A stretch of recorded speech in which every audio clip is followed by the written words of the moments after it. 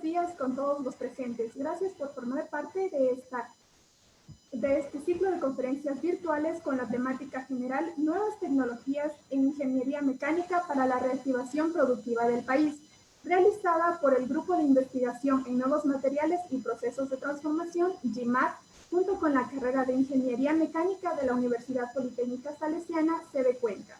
En esta primera conferencia con el tema Eficiencia energética en las industrias ecuatorianas nos acompaña el doctor Paulo Peña, PhD en Ingeniería, Sistemas Aislados de Generación de Energía por medio de energías renovables,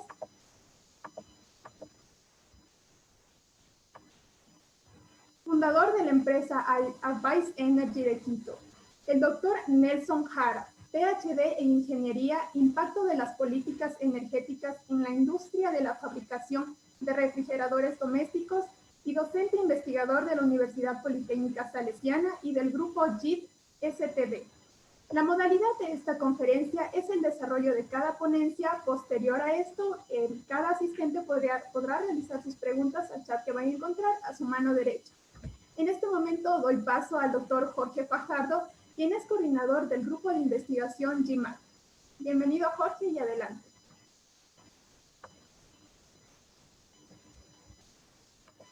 Muy buenos días con todos los presentes.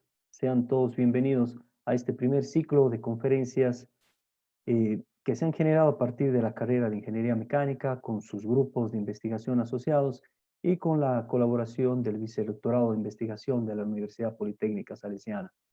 La intención de este ciclo de conferencias es valorizar el rol de la ingeniería mecánica dentro de estos procesos de reactivación productiva del país. Hemos estimado en esta primera etapa una serie de 5 conferencias que se irán dictando una por semana, precisamente en este horario, los días viernes. Queremos arrancar, normalmente se cierran con broche de oro, pues en esta ocasión queremos arrancar con broche de oro con una excelente conferencia enfocada en el campo energético. Uno de los factores claves para reactivar productivamente al país es ser más eficientes en términos de consumo de energía. Vamos a ver unos temas muy interesantes. Abordaremos también nuevos procesos y técnicas de manufactura, el trabajo con nuevos materiales, grandes oportunidades que se ven para nuestra región en la incursión de este tipo de materiales. La siguiente semana también vamos a abordar la mecánica computacional, de tal forma que son estrategias que las industrias están usando a nivel mundial para reducir los costos, sobre todo en los procesos de prototipado. Todas estas técnicas, así como manufacturas 3D, tanto en polímeros como en metales, vamos a ir abordando durante estas semanas. Motivamos a que tanto los profesionales de la ingeniería mecánica, nuestros queridos exalumnos que nos están acompañando ahora, profesionales de la industria, nuestros estudiantes y también a todos aquellos que están pensando y buscando una carrera, una profesión para su futuro, pues que miren en la ingeniería mecánica los campos de acción, los campos de servicio que podemos tener hacia el país. A este ciclo de conferencia lo hemos denominado Nuevas tecnologías en ingeniería mecánica para la reactivación productiva del país. Y es precisamente eso lo que queremos hacer en este formato. Adelanto y con eso termino también desde la carrera de Ingeniería Mecánica y desde la Universidad Politécnica Salesiana, estamos pensando ya en estructuras mucho más formales de capacitación y formación. Estamos cercanos ya a completar la estructura de una maestría en Ingeniería Mecánica, que será la primera de estas maestrías que oferta nuestra universidad en este campo de ingeniería mecánica y que cubrirá 3 temas que son fundamentales, 3 itinerarios. Un primer itinerario va enfocado al diseño de sistemas mecánicos, hidráulicos y térmicos. Un segundo itinerario hablará sobre el modelamiento de materiales y procesos de producción. Y un tercer itinerario será el diseño de estructuras metálicas en obras civiles e industriales. Les dejo ya con esa inquietud cualquier situación o novedad que requieran acerca de estos temas de formación de esta maestría, pues no duden en contactarse, les daremos ya identificación de fechas y plazos. Es eso, quiero dejarles en muy buenas manos con excelentes expositores, de tal forma que podamos aprovechar estas oportunidades que se brindan desde la universidad y valorizar también nuevas estrategias para poder servir a este país. Bienvenidos, bienvenidas. Damos inicio con este ciclo de conferencias.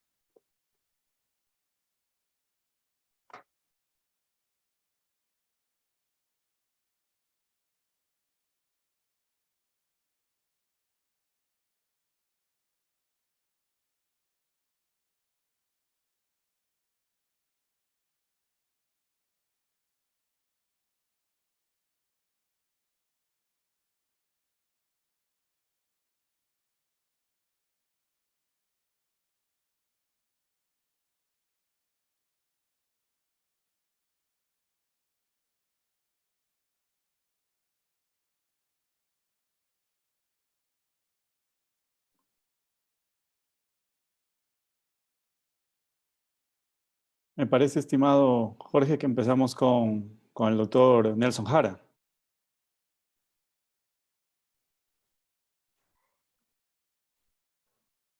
Claro que sí.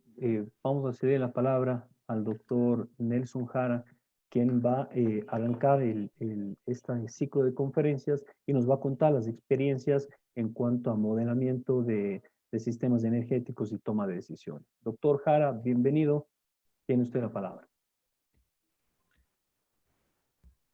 Bien, buenos días a todos y todas. Para mí ha sido un gusto poder compartir con ustedes, va a ser un gusto poder compartir con ustedes alguna pequeña experiencia al respecto del trabajo que hemos desarrollado y que seguimos trabajando en dinámica de sistemas, haciendo ciertas aplicaciones y análisis. Quisiera permitirme hacer una referencia general de lo que es dinámica de sistemas. La dinámica de sistemas es una metodología basada en el pensamiento sistémico para abordar situaciones complejas, aplicando la observación del todo y sus partes, que es fundamental. En este sentido, se logra estudiar el comportamiento del sistema mediante la construcción de un modelo de simulación informática, modelo computacional, que ponga de manifiesto las relaciones entre la estructura y el comportamiento de cada una de las partes o de las variables en el tiempo.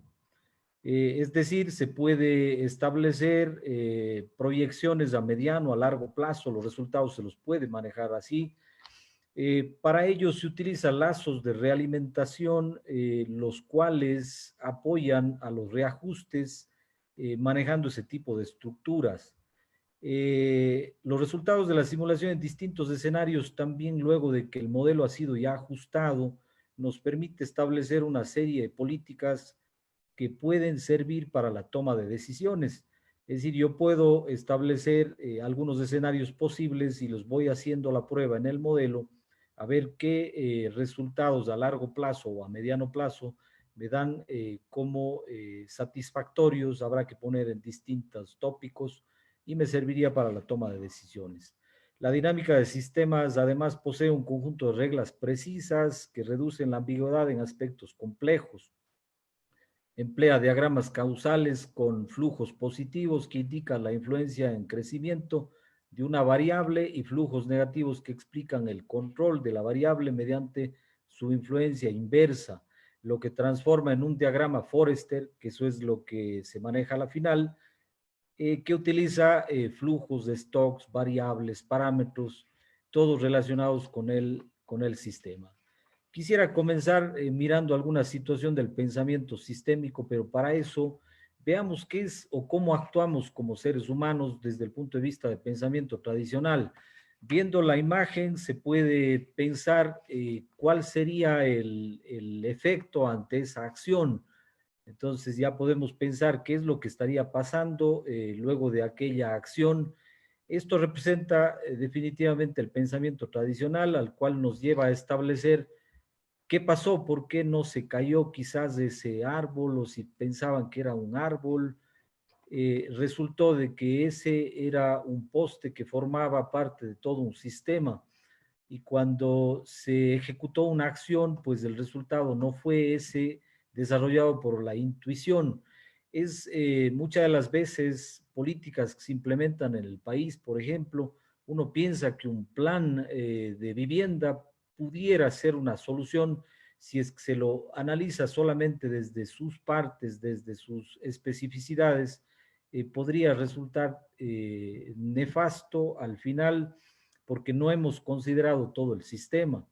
Ya han habido muchos de estos planes y el resultado no han sido tan satisfactorios, ¿no? En definitiva, el pensamiento sistémico, que es la base para la dinámica de sistemas, lo que establece es una serie de conexiones. Estas conexiones, a la final, para los análisis en situaciones, hacen de que se proponga soluciones en las cuales se tienen que considerar diversos elementos y relaciones que conforman la estructura de lo que se define como sistema. El pensamiento sistémico revela los modelos mentales y cómo estos definen la percepción del mundo. Y la dinámica de sistemas utiliza esos modelos de simulación en herramientas computacionales para relacionar esa estructura del sistema y su comportamiento. Entonces, ese es en definitiva. ¿Qué se modela en dinámica de sistemas? ¿Qué se han estado haciendo en los últimos años? Como se ve en esa gráfica, resultados históricos y con proyecciones, esto es la parte histórica. Entonces, podría revisarse el PIB, la devaluación, importaciones, exportaciones, mercado. ¿Sí? Los campos de aplicación serán diversos, sistemas sociológicos, en donde se ha encontrado una multitud de aplicaciones, desde aspectos más bien teóricos como la dinámica social, hasta cuestiones de implantación de justicia, por poner algunos datos allí, sistemas ecológicos y medioambientales, en donde se han estudiado tanto problemas de dinámica poblacional, como de difusión de la contaminación, la agricultura, el riego. Ahora mismo en esta gráfica se podría ver el tema de la epidemia, la duración de la epidemia, en qué momento se podría tener cierto aplanamiento en la curva. De esto depende el considerar las distintas realimentaciones, si son positivas o son negativas. A la final, esta vinculación de las estructuras nos dan la posibilidad de establecer ciertas proyecciones en el futuro. Sistemas energéticos en donde se han empleado para definir estrategias de empleo de los recursos energéticos, políticas energéticas, que es en donde hemos estado trabajando en estos últimos años, analizando qué impacto tendría la política energética que se implemente, política identificada desde el punto de vista de, por poner un caso, los ahorros energéticos que se desarrollen en los distintos países. Hemos ido cambiando de iluminación pública incandescente a tecnologías mucho más eficientes. Esto ocasiona una disminución en el consumo. ¿Qué pasa con eso? ¿Qué impacto se tendría en la población? Nosotros hemos estado analizando la refrigeración doméstica, utilizar equipos más eficientes en el mercado. Qué impacto podría tener tanto a nivel de país, a nivel de familia, en el ahorro energético y a nivel de industria desde el punto de vista de la implementación de estos planes en donde la gente pueda ir haciendo renovaciones. Se han hecho también aplicaciones en sistemas de defensa, simulando problemas logísticos de evolución de tropas y otros problemas análogos. Se han hecho aplicaciones de producción e industria, simulando problemas también logísticos de productividad, en donde uno puede esperar de que va a ser más productivo en el momento en que se haga o se trabaje más turnos, en que la gente desarrolle más productos. Sin embargo, hay una serie de estructuras que a nivel industrial se tienen que ir tomando en cuenta para que los resultados sean los más reales posibles en las proyecciones que se establezcan. El tema de ventas, de mercados, filosofías de mantenimiento, etcétera, ¿no? En la parte de economía también, ahí está el PIB, hay una serie de relaciones que se han ido determinando y otros casos más que se van aplicando.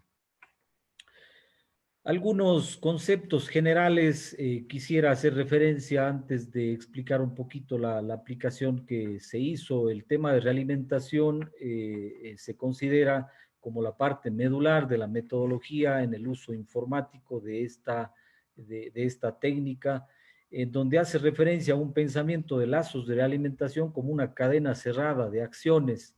Aquí podemos ver esta cadena cerrada en donde ante un problema se establece un plan y ante ese plan se ejecuta una acción y esa acción retroalimenta nuevamente al problema, se hace la verificación y luego los reajustes. Entonces, entre todos estos elementos permite tener una constancia de sistema cuya dinámica incluye una estructura comparativa. Por ejemplo, un sistema de regulación de temperatura de una habitación mediante un termostato. Esa es una situación problemática que hace referencia a una teoría de control muy aplicable desde esta metodología. Sistemas de regulación de CO2 en la sangre, sistemas de nivel de producto en un almacén y el ritmo de producción del mismo. A diferencia del pensamiento de ciclo abierto, en donde ante un problema se elabora un plan y luego se ejecuta una acción, quizás muy de lejos, retroalimentar para poder definir cómo está desarrollándose todo este sistema. La realimentación, como había mencionado antes, puede ser positiva o puede ser negativa. Podríamos fijarnos aquí en la realimentación negativa, es decir, a una actividades de venta que en la empresa se ejecute. Entonces, a mayor actividades de venta habrá más ventas, y si hay más ventas, entonces habrá más ganancias. Y si eso es una dinámica que se establece, podría tener un crecimiento exponencial. Esto no es tan real. Habrá que siempre considerar en el sistema también una realimentación negativa, porque habrán variables que tienen relaciones negativas. Entonces ya podemos establecer aquí que ante más ventas habrá más gastos, ante más gastos hay menos ganancias, y más actividades de ventas para seguir estabilizando esa situación. Y se logra un comportamiento en el tiempo de estabilización, ¿no? Comportamiento de equilibrio que se llama. Bien, los modelos tienen que ir cumpliendo algunos pasos que se han seguido. Uno de ellos es los límites del modelo. Nosotros hemos ido determinando en este tratamiento de la refrigeración doméstica y la implementación de políticas, considerando una serie de variables, como por ejemplo el número de habitantes, el número de hogares, el acceso a la electricidad, que es fundamental, la posesión de los refrigeradores domésticos. Todo esto y otras variables más son identificadas como límites del modelo. Inclusive el comportamiento del mercado en la venta de refrigeradores domésticos en el país se considera como una base fundamental para poder hacer el ajuste luego en el modelo. Límites del modelo: identificar variables endógenas, cuáles son variables exógenas en el sistema, cuáles son parámetros, etcétera, ¿no? El segundo paso es establecer la hipótesis dinámica. En la hipótesis dinámica hay que armar los diagramas causales, y en los diagramas causales estarían las realimentaciones, las unas que son de balance y las otras que son de crecimiento. Entonces, en función de la relación que tengan cada una de las variables, en un sistema se puede encontrar también variables blandas, las variables que hacen referencia a la actitud de la persona. Si yo estoy estudiando una productividad, es fundamental considerar la actitud de los trabajadores, porque por más que se puede establecer estrategias en la empresa, si la actitud del trabajador no es la adecuada, pues usted no va a conseguir resultados satisfactorios. En esta hipótesis dinámica se va ubicando los diagramas causales, identificando cada una de las variables y su relación que existe, y estableciendo también lazos de realimentación. En el tercer paso, esos diagramas causales se los transforma en una estructura de diagrama Forrester, en donde se utiliza flujos de entrada, flujos de salida y stocks. Entonces ahí es en donde se van identificando cuáles son las variables que acumulan. Un stock siempre en dinámica de sistema se habla como si fuera un tanque de acumulación. Yo puedo llenar un tanque de agua, y esa cantidad o ese nivel de agua va a identificarse como el stock. El flujo de entrada será el ingreso del agua, y el flujo de salida el gasto. Pero tendré que compararlo y realimentar contra una variable en donde me diga cuál será el nivel óptimo o cuándo respecto a ese nivel actúe las variables o el flujo de entrada versus el flujo de salida. Se ha desarrollado, aquí pueden ver una de las partes del modelo general que se hizo en la búsqueda de cuantificar cuántos refrigeradores, por ejemplo, existirán y qué edad de refrigeradores están funcionando en los hogares de las familias. En el Ecuador se considera alrededor de 4 millones y medio a 5 millones de refrigeradores que están funcionando.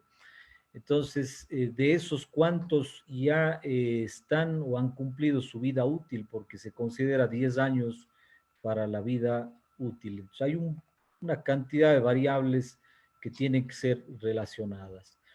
Luego el cuarto paso del proceso de modelado es ya comparar con los modos de referencia. Si usted tiene la necesidad de estudiar la cantidad de equipos o un stock específico, ese stock necesitamos tener información histórica para poderla comparar y poderla calibrar. Ustedes pueden ver en la gráfica hasta el año 2015 que hicimos este análisis, se ha podido comparar los resultados del modelo versus los resultados del mercado. Esto nos ha posibilitado hacer los ajustes y considerar que las proyecciones presentan ciertos errores que están en el orden del 4 a 6%. El rato que se cuantifica esto ya en su totalidad, entonces podemos ver la relación entre las curvas, tanto de referencia como la de los resultados del modelo. El modelo, una vez calibrado, validado, entonces va al quinto paso del proceso de modelado, en donde ya se establecen algunos escenarios en donde usted puede marcar ciertas políticas, tratando de aterrizar en el tema de los refrigeradores domésticos y los planes de renovación que en el Ecuador lo conocen, que se implementó e inclusive se queda algunos todavía, en donde el gobierno subsidia, en donde se hace una relación con la industria, el gobierno apoya a la industria en la fabricación de esos equipos porque se van a vender más. Entonces, da la posibilidad de incluir una serie de circunstancias para que una vez calibrado entonces y en base a los resultados se escoja cuál sería la mejor de las opciones para poder asegurar la implementación de esa política. Como les había mencionado, nos ha motivado muchísimo el trabajo en refrigeración doméstica, por cuanto son equipos que se utilizan muchísimo en el mundo. Fíjense, en el 2011 se estimó que en el mundo hay 1.400 millones de refrigeradores y congeladores domésticos. Y luego se hizo análisis a nivel de Latinoamérica, se hizo análisis qué tipo de refrigerador se utiliza más en los hogares y toda esa información ha sido necesaria para poder establecer el sistema. Recuerden que en pensamiento sistémico, tomado desde el punto de vista de las partes y de todo el sistema y su interrelación entre variables. Entonces, esto ha motivado también el rato que se hizo un análisis de consumo eléctrico residencial y se ve que el 43.2% del consumo eléctrico a nivel residencial es por el refrigerador doméstico. Ya un equipo de refrigeración doméstica que ha superado los 10 años de vida ya comienza a tener problemas en su sistema general. Eso hace de que el consumo pueda duplicarse, triplicarse. Dependerá de los años. A lo mejor ustedes en sus casas todavía tienen algún refrigerador que está superando los 20 años, qué sé yo. Esos son equipos que están representando consumos elevadísimos. El piso térmico también es otro clave, aunque ahora con la tecnología se ha ido haciendo cierto control porque están encapsulando ya los condensadores, ya no están al ambiente, sino están encapsulándolos y usando el aire frío interno para poder conseguir delta temperatura más elevados. Entonces ahí el piso térmico ya no interesaría. El tamaño, la tecnología, etcétera, ¿no? El mercado también ha sido analizado, el trabajo que desarrollamos fue aplicado en 3 países, México, Colombia y Ecuador. México como un mercado grande, Colombia con un mercado mediano y Ecuador un mercado pequeño en donde se ha podido hacer ciertas comparaciones también utilizando esa metodología. En cada uno de los países han ido ya haciendo la implementación de ciertas tecnologías que han logrado determinar consumos más pequeños y a la final determinan un ahorro acumulado país que puede ser equivalente a una planta de generación y ya los datos nos permiten establecer ciertos valores. Todos los países están optimizando el consumo de energía de sus equipos, comenzaron desde refrigeradores sumamente ineficientes y han ido estableciendo ya algunos. En el Ecuador se está ya por norma, solamente se fabrican los A. Y en otros países como Chile ya están trabajando con el A doble más y en Europa con el A triple más fundamentalmente. Entonces, trabajando en eficiencia energética, esto también a la postre influencia al sistema. Los programas de etiquetado que se desprenden de estos trabajos que los gobiernos están implementando, las normas, los estándares que se aplican a nivel mundial y a nivel de país, que también es clave. Bien, con todo eso se ha logrado establecer un modelo que a la final nos ayude a la toma de decisiones. Las pérdidas energéticas que se logren evitar, las pérdidas energéticas y los ahorros que se consigan estarán influenciando directamente al desarrollo socioeconómico, ambiental, político e industrial de los países. Con esto termino la intervención. Lo he hecho muy rápido para que tengan ustedes una idea de qué es lo que estamos estableciendo como trabajo. Ahora también se está ya trabajando en índices energéticos, se está trabajando a nivel de país en la implementación de nuevas tecnologías limpias para la generación de energía eléctrica, hacer ciertas evaluaciones que nos permite desarrollar esta metodología y obtener resultados en proyección. Eso lo que quiero compartir con ustedes. Muchísimas gracias. Muchísimas gracias, Nelson, por su gran aporte. Les recordamos a los asistentes que podrán realizar sus preguntas al finalizar la conferencia en el chat general. En este momento le damos la bienvenida al doctor Paulo Peña. Sea bienvenido y le doy la palabra. Muy buenos días. Muchísimas gracias, Lili. En primer lugar, quiero agradecer a la universidad, quiero agradecer pues, al ecosistema de emprendimiento e innovación, quiero agradecer a la carrera de Ingeniería Mecánica y con eso pues decirles que es un honor para mí poder hoy día realizar una presentación y poder generar un aporte hacia la universidad, hacia las personas que están interesadas en seguir formándose y darles mi punto de vista ya como una persona que ha creado una empresa y que está sacando adelante la misma a través de una visión de generar una empresa, un emprendimiento que pueda causar un gran impacto a nivel de país. Es así que debo iniciar diciendo que yo le debo mucho pues, a la Universidad Politécnica Salesiana, porque gracias a la universidad yo tuve una formación que fue bastante práctica, en donde esa práctica combinada pues con el desarrollo de habilidades multitareas ha sido esencial para poder yo afrontar diferentes problemas y diferentes retos que se ha planteado a lo largo de mi carrera, ¿no?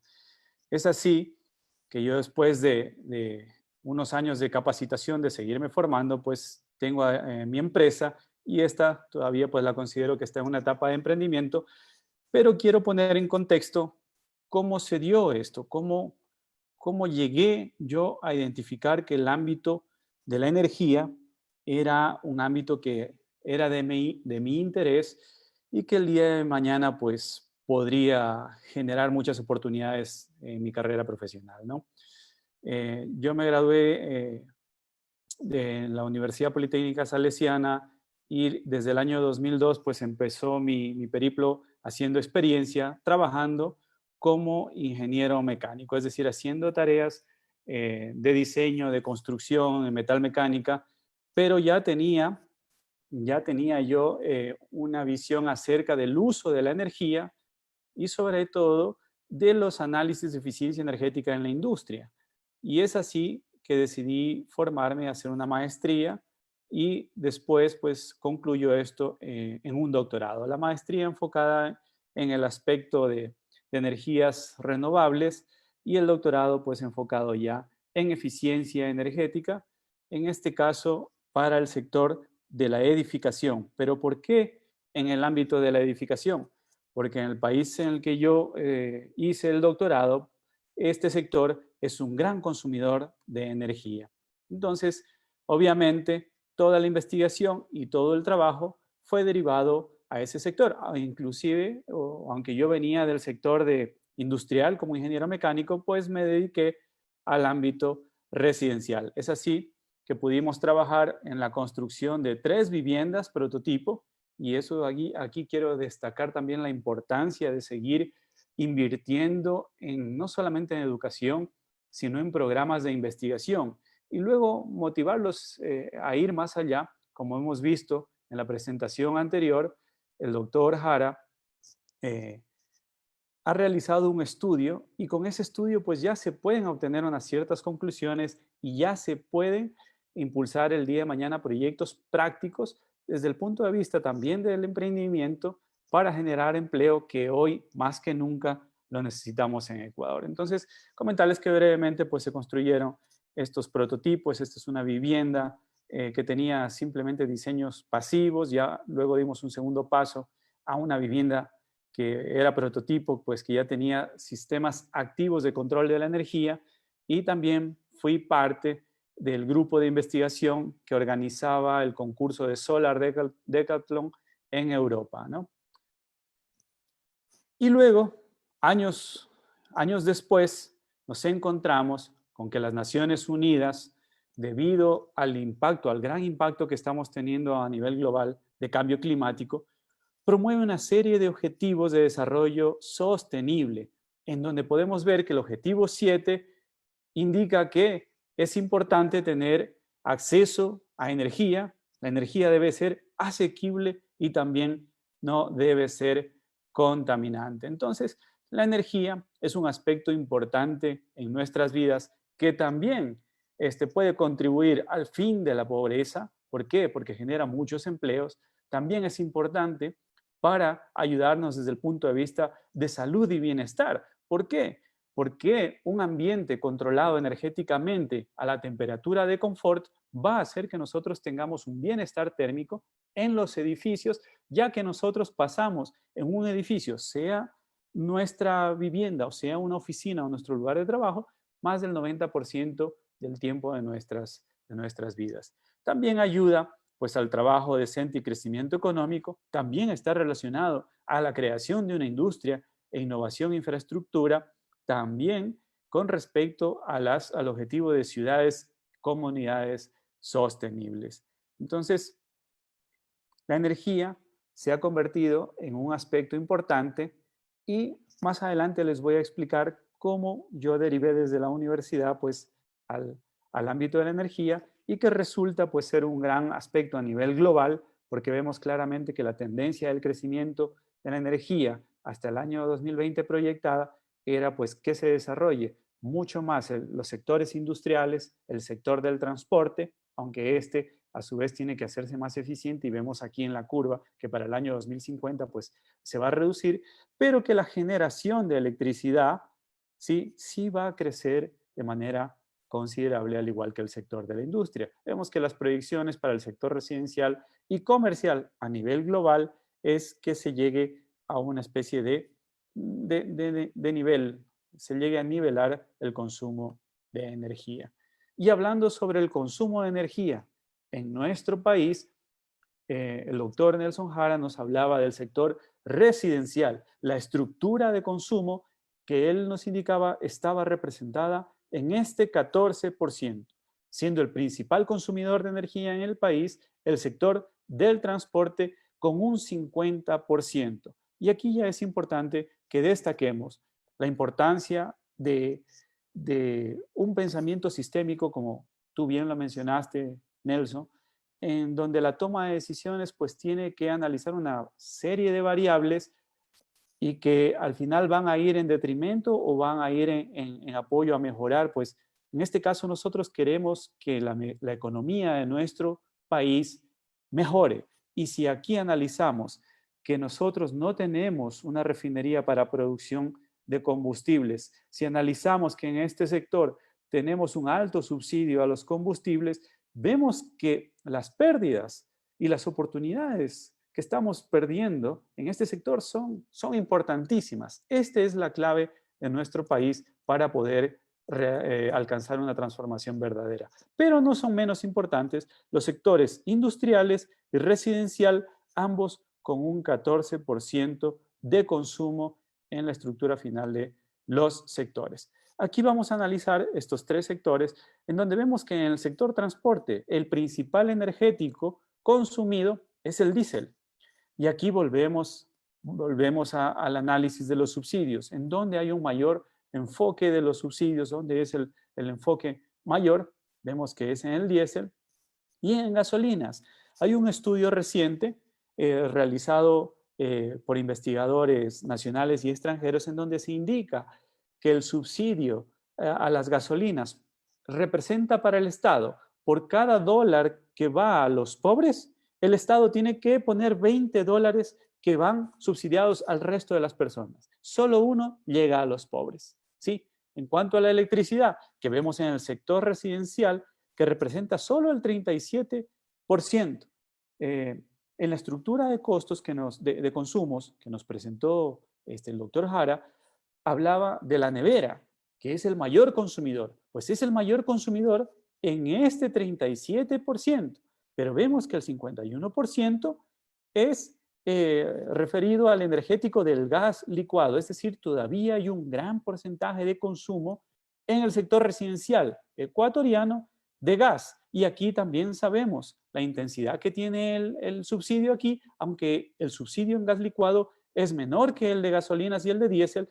Mientras gasolinas, yo les decía, son 20 dólares a uno, el de diésel es 9 dólares a uno, en gas licuado es de 5 dólares a uno. La electricidad es de 10 dólares a uno, pero vemos que todavía en gran parte de nuestro país, el 12% de los hogares ecuatorianos utiliza leña como su principal energético. Esto son oportunidades. Más allá de decir, somos un país que todavía no se desarrolla, son oportunidades. Eso es lo que yo les quiero presentar el día de hoy. Con todos estos indicadores que podamos revisar las oportunidades. Y en cuanto al sector comercial, vemos que representa casi el 60% el energético de electricidad. Entonces, este sería uno de los aspectos importantes que podemos atacar en este sector. En el sector que es motivo de la conferencia de hoy, vemos que el energético más importante es la electricidad, seguido por el diésel con un 18%, con el fuel oil el 12% y el resto pues ya son productos pequeños. Vemos todavía que hay un porcentaje importante de productos de caña que representa el 13%, pero aquí no es complejo, o más bien no sería un tema importante abordar. ¿Por qué? Porque esto básicamente representa de la industria que ocupa el bagazo, pues como combustible, y al final es un combustible que lo tenemos disponible, que no tiene un subsidio y pues que lo podemos aprovechar de forma limpia. Y aquí vamos a analizar el consumo, el crecimiento del consumo que hemos tenido en nuestro país. El consumo per cápita. Vemos como desde el año 99, pues nuestro consumo sigue subiendo hasta llegar cerca a los 1.200 kilovatios hora por habitante.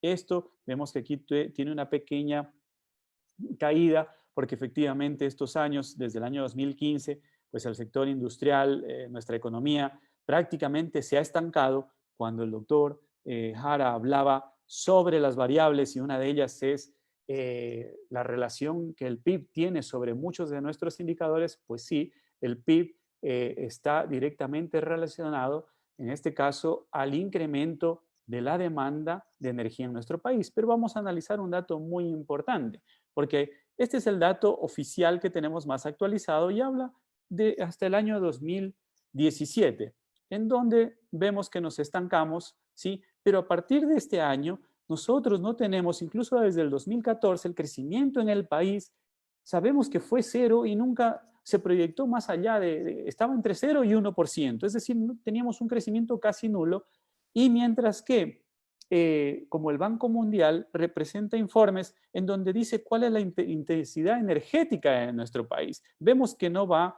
casi en concordancia con los números reales, pero nos proyectaba que para el año 2014 Ecuador tenía una intensidad energética de kilovatios hora al año por habitante de 1.376. Pero veamos la relación con nuestros vecinos, con Colombia y con Perú, estamos en similar situación. Pero vemos la diferencia con un país desarrollado como es Chile. La intensidad energética casi nos duplica. ¿Qué quiero decir con ello?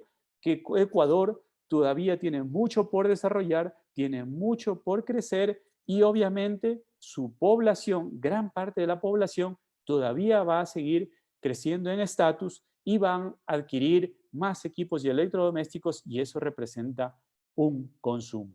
Aquí podemos ver cuáles son las provincias que tienen un mayor consumo. Y si hablábamos de que el país, el promedio estaba en esta línea, en los 1.200 kilovatios hora, vemos que la intensidad energética en la provincia de Guayas, Galápagos y Pichincha es superior a la media, ¿sí?, nacional. Y el resto, aquí, dos cosas. Vemos que aquí hay potencial para trabajar y oportunidad de aplicar conceptos de eficiencia energética en todas estas comunidades que están utilizando con mayor intensidad energética la energía. Y vemos que esto de aquí, por contraparte, algún momento va a crecer. Son provincias que también van a crecer, que se van a querer desarrollar.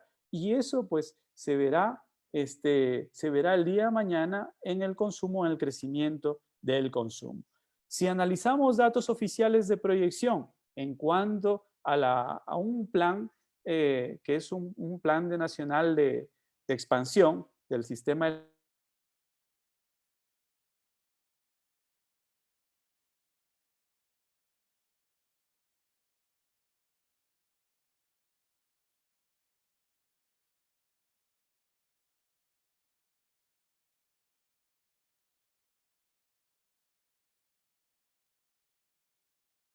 que tiene como carga proyectos de eficiencia energética, que ya los mencionaba también el doctor Jara, pero, estimado Nelson, esos proyectos se hicieron hace ya más de 5 años. El país no ha cometido proyectos de eficiencia energética en 5 años y llevamos un retraso y por lo tanto no hemos tenido un plan de ahorro. En el tema de transportes tampoco lo hemos aplicado. Institutos públicos y privados, dice Centro de Transferencia de Tecnología, y bastante desarrollo agroindustrial. Entonces, estamos hablando de un caso que ustedes pueden ver el crecimiento proyectado desde cuando se tenía esta información. Ya estamos en el año 2020 y sí hemos tenido un crecimiento importante del consumo de la energía en nuestro país y no acometemos ni proyectos de expansión para generación ni proyectos de eficiencia energética. Es decir, oportunidades. Hay oportunidades de desarrollo en este campo. Y aquí el año pasado, si desde el año 2015 no crecemos en el PIB, no crecemos como país, como un desarrollo económico importante, pero tuvimos el pico récord de demanda de electricidad en el mes de marzo del año pasado. ¿Cómo es eso? ¿Cómo nos explicamos que la demanda en nuestro país tiene un promedio del 4%, el crecimiento de la demanda, perdón, y que el año pasado superó el 11% de crecimiento? ¿Sí? Y es aquí donde entra la importancia de la eficiencia energética. La energía está implícitamente unida en la estructura de costos de un proceso productivo. Nosotros, cuando vamos a fabricar un producto, tenemos que saber con detalle cuál es el aporte, lo que significa el uso de energía por unidad productiva. Esto muchas de las empresas en nuestro país no lo tienen, no lo manejan. Es importante determinar cuál es el consumo energético y asociarlo a una unidad productiva para poder comparar. Entonces, pero no nos comparemos en Ecuador, comparémonos con una empresa, o si quieren, aquí en Ecuador también hay empresas eficientes, comparémonos cómo estamos con empresas del mismo sector para ver cómo estamos en el uso de energía. Oportunidades. Y si dice, no, pero en Ecuador no tenemos todavía las garantías, no hay leyes, sí las hay. Desde la Constitución de la República tenemos que, en el artículo 413 se indica claramente, el Estado debe promover la eficiencia energética. Y también indica en el artículo 395 que el Estado debe garantizar un modelo sustentable de desarrollo. Como paraguas tenemos la Constitución y el año pasado, en marzo, pues ya se aprobó la Ley Orgánica de Eficiencia Energética, la cual debe tener un reglamento para su aplicación y está en proceso de elaboración. Pero adicionalmente tenemos el Plan Nacional de Eficiencia Energética del Ecuador, donde ahí tenemos que revisar cuál era la proyección y qué es lo que se ha hecho. Y solo llevamos cerca de 3 años de retraso, como les decía, respecto al plan. Y luego decir que ya hay también en el país una norma ecuatoriana de la construcción, más conocida como NEC, en donde tiene un capítulo dedicado a la eficiencia energética en edificaciones reales. Y se habla ya sobre las condiciones que deben tener los edificios cuando son construidos. Esto se ha socializado, se maneja a nivel industrial, creo que muy poco. Siguen siendo oportunidades. Y vamos bajando en cuanto a la aplicación o a la estructura de la normativa o reglamentos que hay a nivel nacional y encontramos que Quito ya desarrolló una ordenanza que se denomina la herramienta de ecoeficiencia, en donde tiene una estructura y dice yo en este sector quiero promover la construcción sostenible y si usted cumple con criterios de sostenibilidad, yo le autorizo sin pagarme valores extras hasta el doble de pisos niveles de los que usted me está solicitando. Esto es un ejemplo práctico de cómo una ordenanza bien aplicada puede fomentar el desarrollo de la industria, en este caso el desarrollo de la industria de la construcción, que a su vez tiene muchas industrias conexas y puede generar capacidades. Las universidades e instituciones educativas tendrán que brindar formación en este aspecto y podemos crear todo un ecosistema de desarrollo y a ese punto es el que quiero abordar o llegar para poder proponer, ser propositivos y dar ideas para mejorar en esta situación que nos encontramos actualmente. Cuando yo voy donde un cliente, le pido su consumo energético y no sabemos interpretar una factura energética normalmente y en este caso, esta es una factura para el sector comercial en donde tiene que pagar un total de $500, solo de servicio pues paga 422, le sale un total de 12.5 centavos que está pagando por el kilovatio hora al mes, pero él dice en letras chiquitas, el gobierno subsidia este porcentaje. ¿Qué nos está diciendo ahí? Te estoy subsidiando, en este caso, el 36%. Y ya saben a dónde van los subsidios. En electricidad, por cada $10, uno va realmente al quintil más pobre que lo necesita. Analizando una tarifa del sector industrial, en este caso de alguien que paga $10,000, vemos que está pagando ya 16,8 centavos. Alguien me puede decir, oh, muy caro aquí en el país esto, pero vemos y ya le pone igual el detalle. El gobierno subsidia el 9.5%. ¿Qué son estos? Son oportunidades para decirle a nuestra industria, sé eficiente. No importa que haya un subsidio, sé eficiente en el uso de la energía.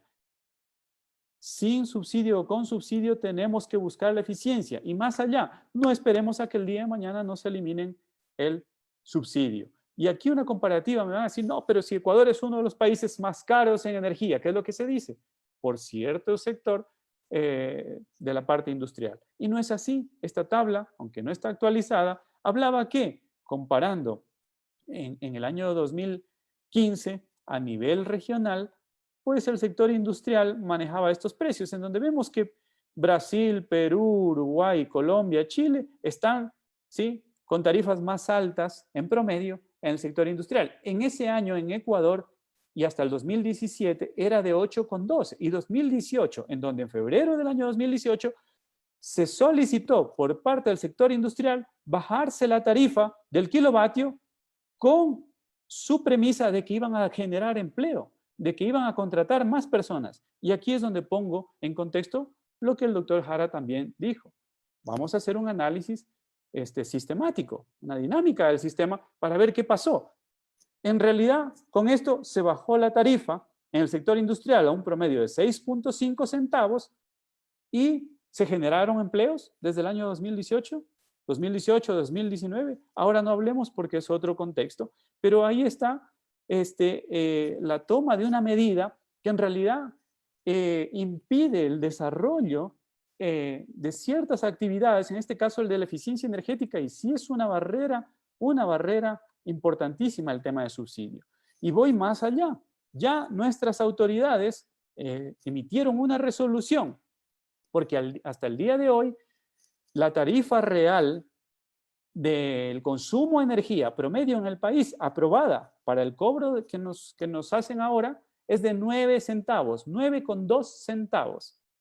Pero ya el ARCONEL, la Agencia de Regulación y Control de Electricidad, mediante la resolución 05618, dice, aprueba en su artículo 2 que el valor del costo total contenido, dice, en el informe Análisis y determinación del costo total del servicio público de energía para el periodo de enero a diciembre del 2018 asciende a 3.115 millones de dólares y eso equivale a una tarifa real de 15,4 centavos de dólar. Entonces, insisto, no vivamos bajo un paraguas en donde estamos conformes, estamos tranquilos con ese subsidio, con esa protección que nos han dado y no estamos dando pasos para ser más eficientes. Para terminar, como conclusiones, decirles que la industria es y será el motor del desarrollo de nuestro país. Tenemos un mercado en constante crecimiento y el marco regulatorio suficiente. Nosotros, como país, nos damos cuenta que estamos caminando ya hacia una eliminación de los subsidios y la energía y su uso eficiente representa un alto potencial en el mercado no solo local, sino a nivel mundial. Vemos que los proyectos de eficiencia energética a nivel mundial crecen y se desarrollan y reciben mayor impulso, debidamente, principalmente pues a la lucha contra el cambio climático que se da y sabemos que la energía es el principal emisor, la generación de energía, porque todavía gran generación de energía a nivel mundial es con combustibles fósiles y es el principal emisor de CO2 a nivel global. Entonces, también como conclusión, decirles que la universidad, una institución educativa, es la base del desarrollo de nuestro país. A mí me sirvió mucho el poder haber tenido un aprendizaje práctico, donde teníamos tecnología de vanguardia para poder conocer, para poder hacer las prácticas, pero también, esto sí es fundamental, mantengan las prácticas profesionales. Si hay algo que yo agradezco es el haber podido visitar y hacer prácticas, pero de forma real. O sea, fuimos a trabajar mediante los convenios que tenía la universidad con la industria en Cuenca, íbamos a trabajar y nos pagaban, íbamos a hacer los planes de mantenimiento de alguna de las empresas que normalmente se hacen a final de año, se hacían en esa época. Entonces la relación con la industria es fundamental, tiene que haber ese nexo para que los profesionales, ¿sí?, se puedan vincular directamente a una realidad nacional y eso pues yo sí lo obtuve y le agradezco a la Universidad Politécnica Salesiana y sobre todo fundamentado en unas fuertes bases teóricas con mucha calidad y aquí es la parte que yo les quería comentar. Yo creo que sí tuve, al igual que muchos compañeros, la satisfacción y oportunidad de contar con profesores que estaban y conocían la realidad nacional industrial y muchos de ellos que nos dieron esa visión, que vinieron con ideas del extranjero, con estudios recién realizados y nos dieron la visión, en este caso, de la energía. Por lo tanto, la actualización de los profesores es fundamental, ya que ellos son nuestros pilares. Lo que ellos vean y nos ayuden a ver, pues va a ser, en este caso me sirvió a mí, fue lo que yo pude visualizar para ver más adelante. En ese aspecto, vuelvo a a felicitar pues a la universidad, felicito esta iniciativa y pues eso sería todo. Muchas gracias, Nelson, haber compartido contigo este webinar y gracias, Jorge, también por la invitación y a la universidad. Gracias. Muchísimas gracias, doctor Peña, por su intervención. En este momento damos inicio a la ronda de preguntas. El primer comentario indica: muy buenos días. Sobre el proceso que mencionó, ¿qué se puede aplicar al estado actual? ¿Nos podría indicar brevemente en qué tiempo se aplanaría la curva de contagios y además el efecto a la economía actual? Me parece que la pregunta es para el doctor Nelson Jara.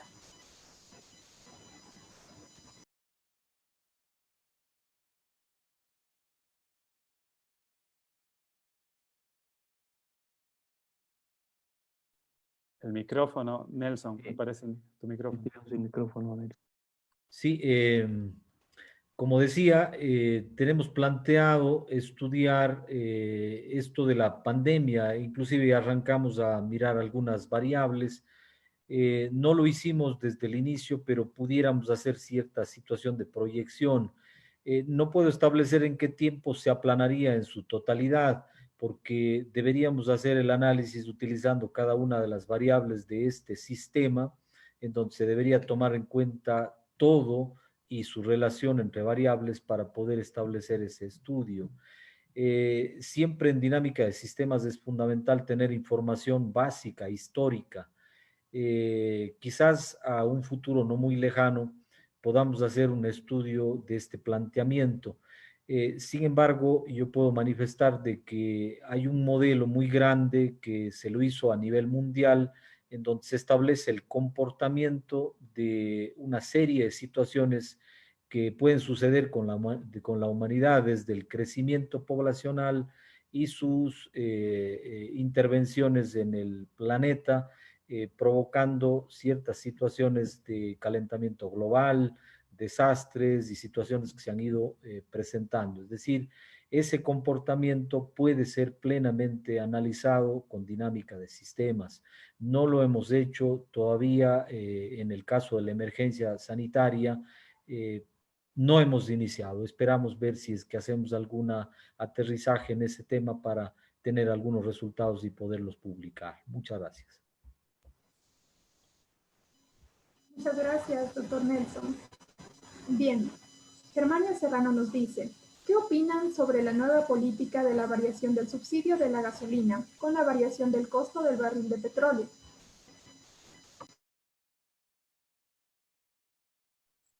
¿Para quién la pregunta? Bueno, no tiene especificado para quién, así que quien desee podría contestar. Sí, de acuerdo. Yo puedo comentarles ahí brevemente cuál es mi perspectiva. Creo que, como les indicaba, es necesario la eliminación de los subsidios.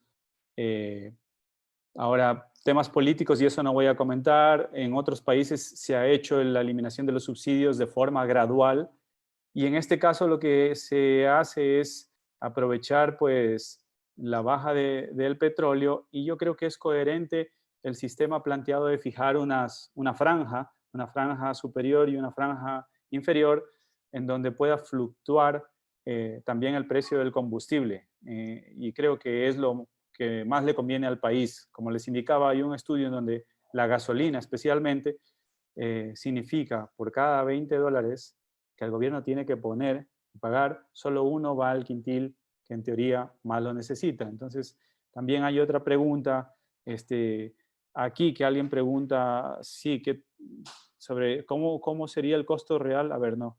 Si, ¿cómo tenemos en cuenta la eliminación de los subsidios?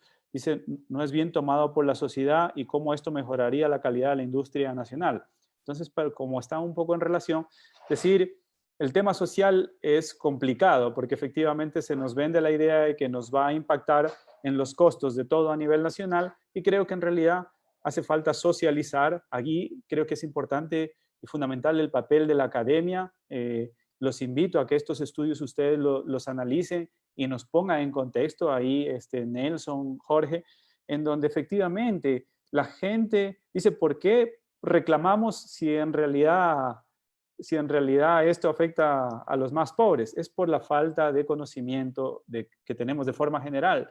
Recuerden que los subsidios llevan en nuestro país más de 40 años. Algunos hemos nacido con subsidios y estamos acostumbrados a eso.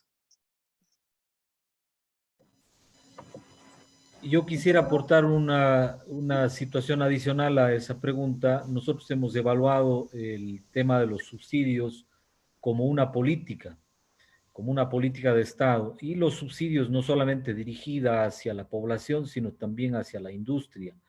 Y ese escenario ha dado buenos resultados porque motiva sobre todo al usuario a renovar su equipo. Muchas de las veces se piensa equipos que consumen energía eléctrica, que son eternos. Estos siempre tienen su límite de vida.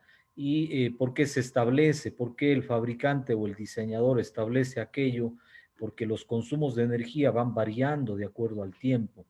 Entonces, en el modelo hemos podido lograr establecer de que una política en escenario de subsidios sí sale satisfactorio a largo plazo, resulta muy bueno a largo plazo. Obviamente, lo que dice Paulo, dependerá entonces a quién o a qué parte de la población irá a beneficiar. Eso también sería fundamental y se podría establecer en escenarios. Nos ayudaría muchísimo a que los políticos, sobre todo, que son los que toman las decisiones, tengan las suficientes herramientas para que lo que se plantee sea muy coherente y tenga buenos resultados. Muchas gracias. Andrés Macas nos dice, ¿cómo mejorar la eficiencia energética en la industria alimenticia? ¿Podría indicarme un ejemplo de cómo se está trabajando en otras partes del mundo, ya que esta industria en época de pandemias estuvo trabajando a mayor escala que otras? La pregunta para Paulo Peña. Sí, claro que sí. A ver, a nivel de Ecuador, sí hay ciertas empresas que han realizado proyectos de eficiencia energética. Lo importante aquí es saber cuánto se consume, ¿no? Nosotros a nivel de ingeniería mecánica decimos lo que no se mide no se puede controlar. Y como les decía, creo que es tan importante el uso de la energía que en muchas industrias el rubro de la energía representa el 50% del costo de un producto. Y en el análisis que se ha hecho de diferentes empresas, y por ejemplo una empresa láctea o de alimentos, en una láctea específicamente, representaba hasta el 30% del costo de ese producto. Entonces, sí se han hecho, decir que en el Ecuador sí se han hecho diversas acciones. En el año 2014-2015 se llevó a cabo un plan nacional, pero no es suficiente. Debe haber una política de largo plazo que empiece con metas cortas. Entonces, voy a dar una explicación de lo que sucedió con la Ley de Eficiencia Energética, que es un poco lo que sí se ha hecho en otros países. En otros países se han implementado leyes que tienen a su vez reglamentos, y esos reglamentos sí son mandatorios. Y se dice, de aquí a 10 años tenemos que llegar a este objetivo, pero se plantea ya un objetivo, y eso de momento no lo estamos viendo aquí en el país. No hay un cronograma ni nada que nos obligue a hacerlo. Entonces la Ley de Eficiencia Energética salió el año pasado y tenía 3 meses para emitir su reglamento. Vamos 1 año, 3 meses y no hay reglamento. Y luego se eliminó una parte que se decía que toda empresa que era gran consumidora de energía tenía la obligación de hacer eficiencia energética en su planta. Simplemente decía eso. No había ninguna meta, nada agresivo para decir, y eso se eliminó de la ley. Entonces, un poco yendo en línea con lo que indicas tú, Nelson, sí creo que tiene que ser no solamente de los tomadores de decisiones, de la parte política, sino ya nosotros también, conciencia, el sector industrial debe ir y caminar hacia la eficiencia energética. ¿Por qué? Porque incluso con subsidios, los ahorros mínimos que se pueden alcanzar, es decir, solamente analizando o haciendo una evaluación que impliquen mejoras casi sin inversión, los ahorros en energía que se pueden conseguir van del 5 al 15%. Y ahí es donde sí puede entrar la academia también. Empecemos por esos ahorros que no requieren de mucha inversión. Y les doy otro ejemplo también sobre la falta de cultura que nosotros tenemos. Y no me alargo ya más con esto. Se realizó una encuesta en la Cámara de Comercio de Quito y está publicado en los medios. Y se le pregunta al empresario cuáles son las acciones que va a tomar con esto del COVID, cuáles son las estrategias que va a realizar. Y dicen 5 aspectos y no aparece ser eficientes en esos 5 primeros puestos. Habla, despedir personas, reestructurar la deuda, buscar financiamiento, ver cómo vendo más. Oye, y eficiencia. Entonces, sí pasa por una parte cultural y ahí sí creo que es un trabajo de nosotros. No esperemos a que solo los políticos y el gobierno nos empuje a hacer un plan de acción. Incluso con alto subsidio, los proyectos de eficiencia energética generales en Ecuador son rentables. Si tuviéramos esos precios de energía reales, pues serían muchísimo más rentables. ¿Y qué quiero decir con mucho más rentables? Proyectos que se recuperan en menos de 2 años la inversión. Muy interesante. Bien, Jimmy Sebas nos dice, ¿el análisis del uso de la energía eléctrica tiene diferentes campos para sus estudios o se lo realiza solo de esta manera? No entendí bien la pregunta. Sí, nos dice, ¿el análisis del uso de la energía eléctrica tiene diferentes campos para sus estudios o se lo realiza solo en esta manera? Tal vez hacer énfasis a esta área. No sé si Nelson, tú me ayudas a interpretar la pregunta. Me parece que lo que está intentando consultar es al respecto de qué metodologías se pueden utilizar para hacer ciertos análisis en el uso de la energía eléctrica. Pues hay muchas, hay desde estadísticas, hay muchísimas metodologías que se pueden establecer para poder analizar y presentar resultados a largo, a corto, a mediano y a largo plazo. Una de ellas es la dinámica de sistemas, que es lo que se había establecido. De hecho, los análisis siempre tratarán de establecer, como yo he insistido en los pocos minutos que les hice la presentación, de que el pensamiento tiene que ser sistémico. El rato que comenzamos a pensar de manera sistémica, ya estaríamos considerando el todo y sus partes y sobre todo su relación entre las partes, cómo afecta la variable A en B y si B existe en C, entonces C tiene que ver con A y desde ese punto de vista los lazos de realimentación. Al nivel de hacer, ingenieros deben estar en esta conferencia y sabrán entender de que en teoría de control, ante una entrada y ante un proceso que se produzca en algún espacio, se obtiene una salida. Pero esa salida puede ser nuevamente realimentada para que se ajuste. Entonces, desde ese punto de vista, se podrá hacer ciertos análisis. Hacia la pregunta, pues habrán una cantidad de opciones y metodologías para hacer análisis. Muchas gracias. Nuevamente, ingeniero Jara, ¿cómo plantear el pensamiento sistemático como herramienta para la toma de decisiones en las políticas del Estado? Bien, las políticas yo las puedo interpretar directamente como escenarios. Uno debe armar un modelo de simulación de un sistema tal y como está, es decir, en estado actual. Cómo está el sistema, cómo está funcionando, qué partes tiene, cuáles son sus relaciones. Y desde ese punto de vista arma el modelo. Y aquellas políticas que puedan irse presentando o que se estén presentando ya son los distintos escenarios. Esos son escenarios. A la final, el rato que el tomador de decisiones implementa alguna política, pues o sabe qué podría pasar o simplemente no lo sabe porque es una situación intuitiva y cree que va a tener resultados positivos. No vamos a pensar de que el político implementa un plan con el sentido de obtener resultados negativos, para nada, no creo.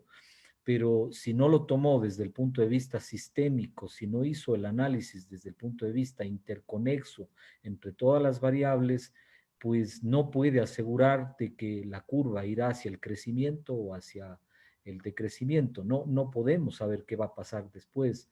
Estos sistemas se llaman en la metodología de la dinámica de sistemas, sistemas contraintuitivos, es decir, contra toda intuición hay sistemas, y los sistemas reales funcionan así, no son lineales, son sistemas contraintuitivos. Y desde ese punto de vista, pues ahí está el pensamiento sistémico. Como un motor de combustión interna se daña alguna de las partes del motor, dice, a ver, se dañó el árbol de levas por alguna situación, no voy a precisar mi análisis solamente en el árbol de levas, tengo que ver qué conexiones tiene con el resto de elementos para poder interpretar y plantear alguna decisión, alguna situación ante el mal funcionamiento. Gracias. Bien, la siguiente pregunta. ¿En qué equipos o dispositivos industriales se ha detectado mayor ineficiencia? ¿Y qué alternativas tienen para mejorar ese indicador? Doctor Pablo Peña. Gracias. Sí, en primer lugar, aquí la parte importante son los indicadores, que ya también los mencionó el doctor Jara. Creo que es importante establecer indicadores por tipo de empresa. No todas las empresas tienen que manejar el mismo tipo de indicadores. Y luego, dependiendo de la empresa, hay empresas que consumen en mayor medida energía eléctrica y por lo tanto ahí las actuaciones suelen ser.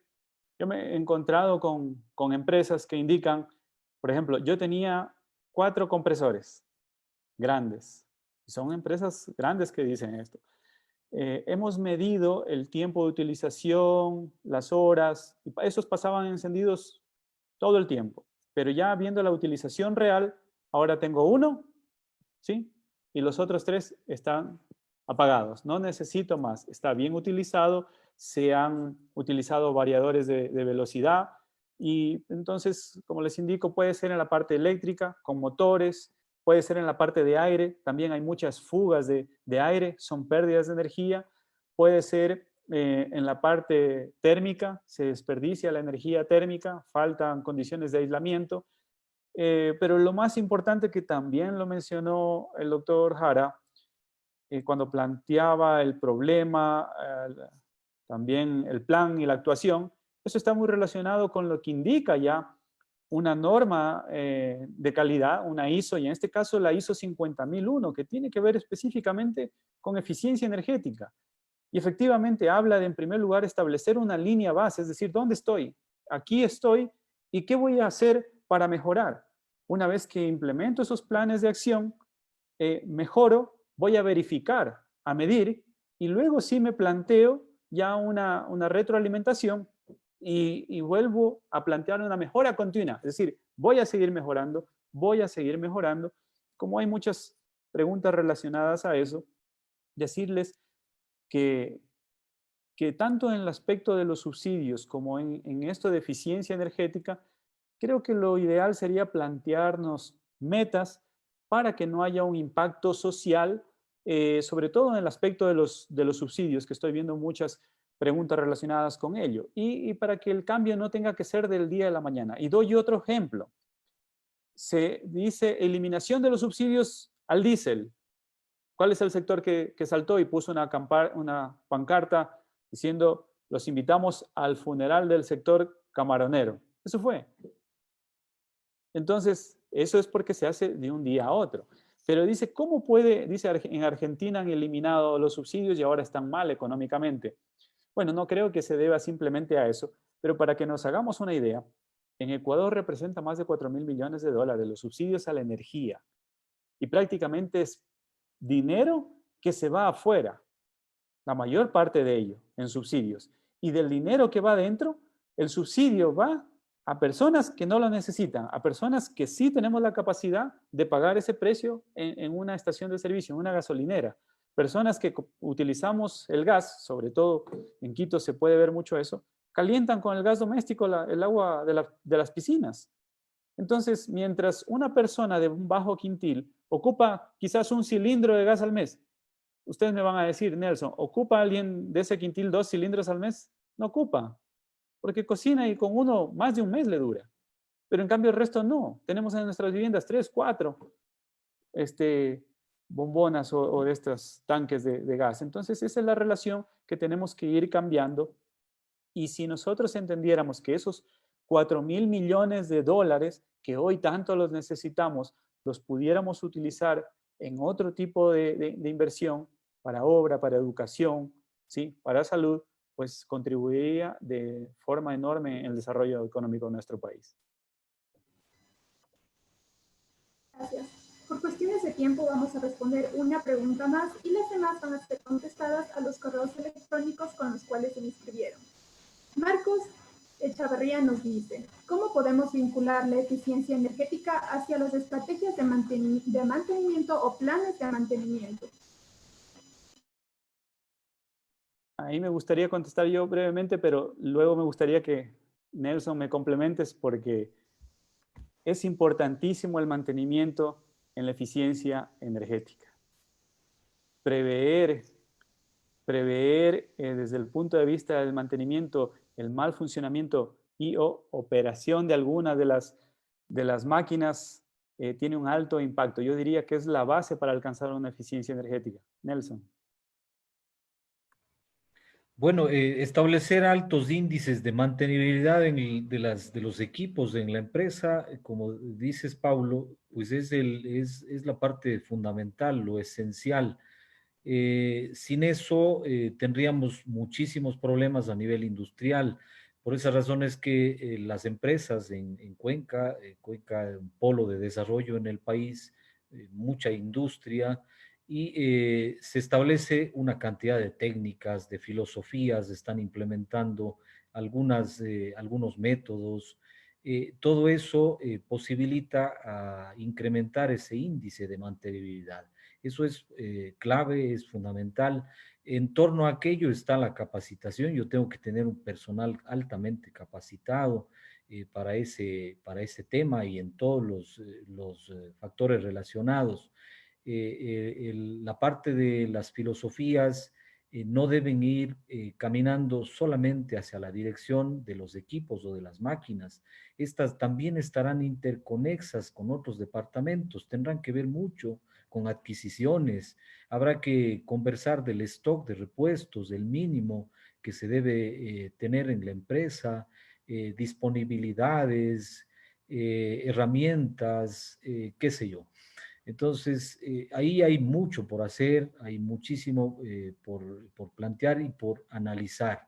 Si lo hiciéramos con dinámica de sistemas y tuviéramos que relacionarlos con todos los departamentos, porque tendría que partir desde la cabeza, desde la decisión, desde la gerencia, a ver cómo se están estableciendo aquellas políticas, porque el personal de mantenimiento puede hacer todos los esfuerzos, pero si es que no está interconexo todas esas variables involucradas, pues no va a tener resultados satisfactorios.